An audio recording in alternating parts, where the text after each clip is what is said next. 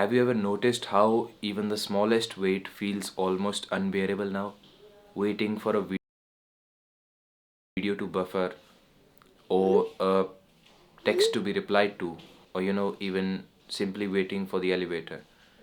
It almost seems like we've lost our ability to live in the moment. And it makes sense. Everything around us is being designed to be instant.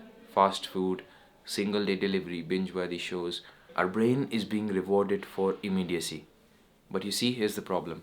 Life isn't immediate, life isn't instant. The best things, deep relationships, real goals, big things, they take time. And when we lose patience, we start quitting too soon, or expecting the results too fast, or sometimes even feeling anxious when the results take longer than expected.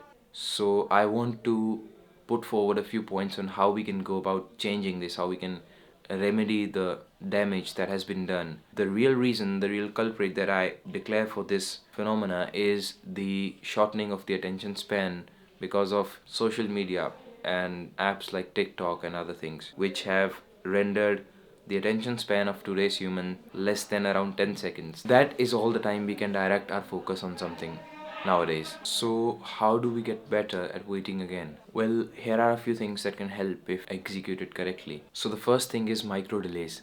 It's when you force yourself to intentionally delay a task in order to treat your brain or in order to train your brain to be more patient. For example, not retiring to your phone when you are waiting for the water to boil, or perhaps walking to your workplace or school rather than taking a cab. These kind of things might seem simple and boring, but that is exactly the point. We have to become comfortable with the boring again. We have to normalize the boring to undo the damage that has been done by the constant stimulated state of our mind. Then we can go about mindful boredom, which is basically keeping yourself from doing anything. We're always busy nowadays. We do not have a me time. We do not sit and simply just do nothing. We're engaged all the time, 24 hours, all 7 days of the week. We're not spending any time with our thoughts, which is precisely what we need to be doing. There has been an entire branch of study called philosophy where people just sit and think.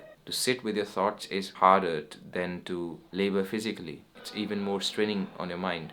But then that is exactly what we have to train our mind for. And at last, we can reframe what we call waiting. Instead of thinking of it as a wasted time, we can think of it as a thinking time. Some of the best ideas that come to you are when you're not actively seeking them. That's basically the recipe for creativity. You become creative the less you think about something. The more you try to be creative, the less creativity comes to you. It's like creativity eludes you when you're trying too hard to get it. And in the end, I just want to say that patience is like a muscle and we need to train it like that. The more we train it, the stronger it gets. And in a world that's obsessed with speed, knowing how to wait might just be a superpower.